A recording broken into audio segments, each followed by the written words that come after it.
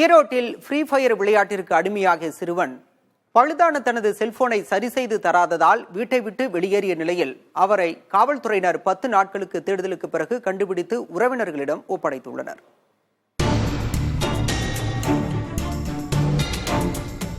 ராஜஸ்தான் மாநிலத்தைச் சேர்ந்த மோகன்லால் என்பவரின் 17 வயது மகன் ஃப்ரீ ஃபயர் விளையாட்டிற்கு அடிமையாகி தொடர்ந்து செல்போனில் விளையாடிக் கொண்டிருந்துள்ளார்.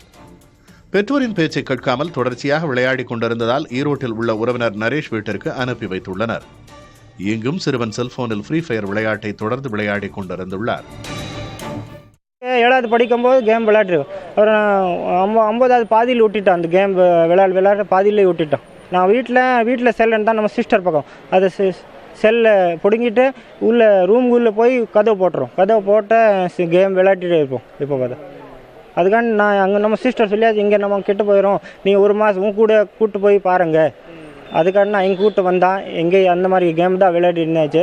நம்ம அண்ணன் பையன் பார்த்தான், நம்ம செல்லை சரி பண்ணி கொடுக்கல. அதுக்காண்டி கோச்சிட்டு இங்கே போயிட்டோம்.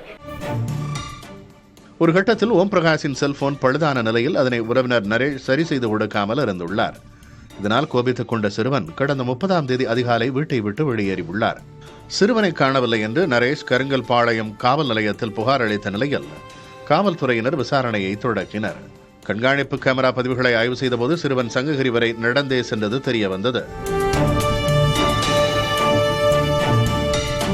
ஃப்ரீ ஃபயர் அங்கே ஊரில் விளையாட்டு இருக்கோம். அதுக்கான இங்கே நான் கூப்பிட்டு வந்தா எங்கேயும் அதே மாதிரி விளையாண்டுருப்போம். அப்புறம் ஒரு நாள் செல்லு ரிப்பேர் ஆகி போச்சு. ரிப்பேர் ஆச்சுன்னா மறுபடியும் சரி பண்ண கொடுக்கல நான். ஏன்னா நீங்கள் கேம் விளையாடுற, நான் செல்லு தரமாட்டான், நான் கொடுக்கல. அப்புறம் காலையில் 5 மணிக்கு இங்கே கோச்சிட்டு போயிட்டான். நடந்தே போயிட்டான் சங்ககிரி வரைக்கும்.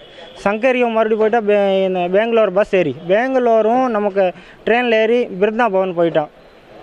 அங்கே ஆசிரம் பிரேமானந்தி மகாராஜ் ஆசிரம் அவங்க பார்க்குறான். அவங்க அப்போது செல்லை வீடியோ பார்த்துட்டே இருப்போம். அது சாமி அவங்க பிடிக்கும், அதுக்கு வீடியோ பார்த்துட்டே இருப்போம். அங்கே போயிட்டோம். உத்தரப்பிரதேசத்தில் சாமியாரின் ஆசிரமத்திலிருந்து சிறுவனை மீட்டு பத்திரமாக அழைத்து வந்துள்ள உறவினர்கள் செல்போனில் இதுபோன்ற விளையாட்டுகளுக்கு அடிமையாகி சிறுவன் தனது படிப்பையே தொலைத்து விட்டதாக வேதனை தெரிவிக்கிறார்கள். இக்கால குழந்தைகளின் உலகமே செல்போனுக்குள் சுருங்கிவிட்ட நிலையில் அவர்களை அதிலிருந்து மீட்டு உலகத்தை அறிமுகம் செய்ய வேண்டிய கட்டாயத்தையே இந்த சம்பவம் உணர்த்துகிறது. புதிய தலைமுறைக்காக ஈரோட்டிலிருந்து செய்தியாளர் மணிகண்டன்.